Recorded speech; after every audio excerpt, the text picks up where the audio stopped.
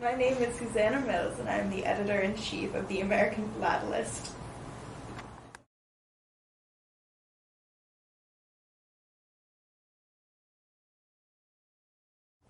So every month we have a different theme that we base the issue around, and July's issue is based on marcophily, or cancellations, postmarks, postal markings, this big umbrella that covers all of these smaller subtopics within it. When we choose our themes, we have a lot of different topics, obviously, that we can cover.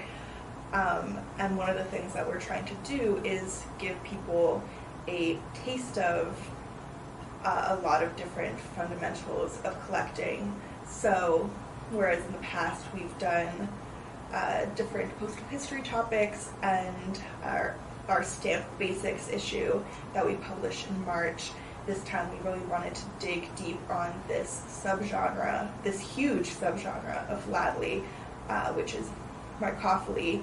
It's really important, a really important subgenre for a lot of philatelists, especially postal history collectors, because the postal markings that are on mail tell very, very important stories about how that mail moved.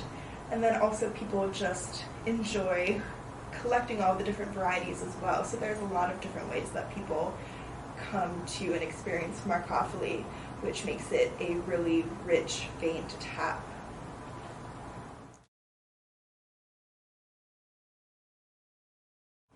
We have a couple of rules about what needs to go on a cover. It has to look like it is a magazine for stamp collectors, which means that there has to be some philatelic aspect to it. Unfortunately, this often means that the best way to build a cover is to actually show the stamps and covers that are highlighted in the issue, but that doesn't give you a lot of really interesting design options other than a collage maybe. We did decide to use examples from the issue. We chose some of the more attractive ones, a wide variety.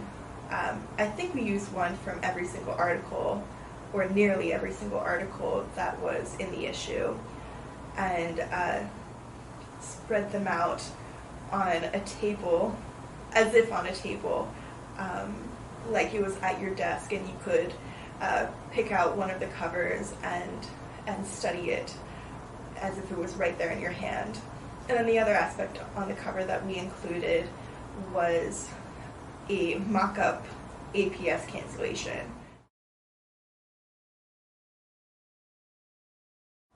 I was really excited to have the opportunity to talk to Kathy Johnson, who is not only our recently elected APS treasurer, but also an award-winning exhibitor on the topic of the evolution of Scottish bishop marks. Bishop marks are the earliest postmark that we know of. They were invented in England by their postmaster general. His name was Bishop. This was in the very late 1600s, and they were unique at the time because they actually had the date on them. And the point of creating them was to have some kind of accountability in how long it took the mail to get from one place to another, and keep the postal service moving. This is one of my favorites because it presented some challenges that you don't get with very many other articles. For example, the fact that there's a lot more images than text presents some design challenges. The fact that she was building it from an exhibit that she produced. Exhibits are set up in a very different way than articles. So we went through together and we picked out the best examples and what would tell the most interesting story, and then from that she she wrote this article. And then, of course, the actual letters themselves that these bishop marks were on they're very difficult to read. It's hard to read the handwriting. It's hard to understand sometimes it's hard to see the bishop marks themselves, and there are also written manuscript markings on the letters that have useful information as well. For example, if there was postage due on the letter, that would be indicated through a huge written 7, for example. And I had the hardest time. Kathy said, "Oh, that's 7 postage due," and I had the hardest time telling where she had found that information because I just couldn't see it. Marcophily is very simply the study of postmarks, but that could be expanded out because postmarks it has a very limited definition. It's really about the study of postal markings. Postal markings is the umbrella term for postmarks cancellations. It also includes pre-cancels. So these are the markings that are put on covers in order to indicate some kind of information to really anyone. It could be information that the recipient needs. It could be information from the sending post office or the receiving post office, or information intended for use by the person who's actually handling and moving the mail. They convey information for the collector who's looking at it. They can track the journey of the cover from one location to another. They can track delays. For example, one really interesting subgenre of philately is about crash mail, where people collect mail that has been in some kind of disaster, like an airplane crash, and delayed in some way, and that information is conveyed via postal marking on the cover.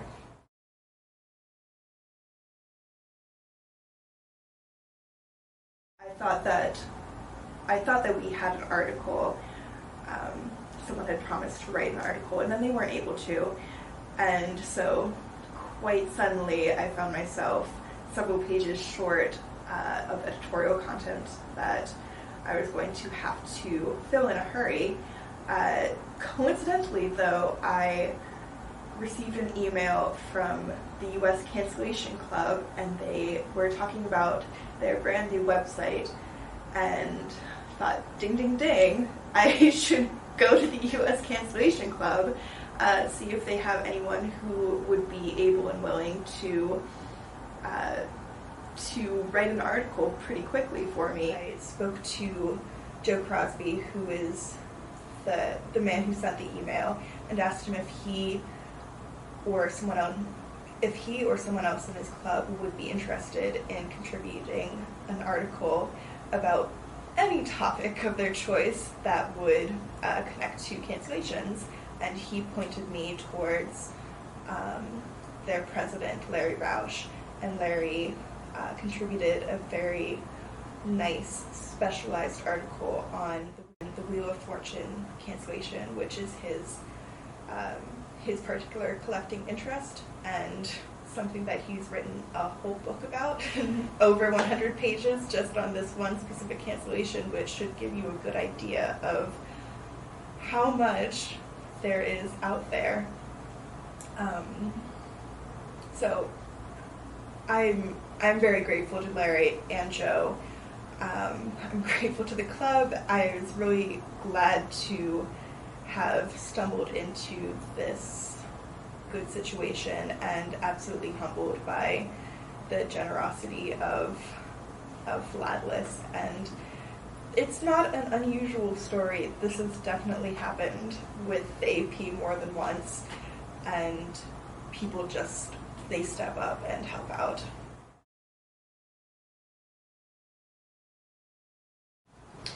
This has been announced elsewhere, but it's really important to have you know. We have been in conversation with our printers because, as you've probably noticed, there have been continuing delays in getting the magazine to you. And the reason that this is because with the state of the printing industry and the paper industry, staff shortages, a lot of different reasons, printing of the AP and many other projects have been delayed. Luckily, this delay isn't too much. We're looking at, through the end of the year, most likely, the AP will be coming to you a week or maybe 2 weeks later than you usually expect. So it's not a terrible situation. The AP is still available online to read. We upload that before the beginning of every month, and your print version will be to you a little bit later, and we hope you enjoy it when it actually arrives.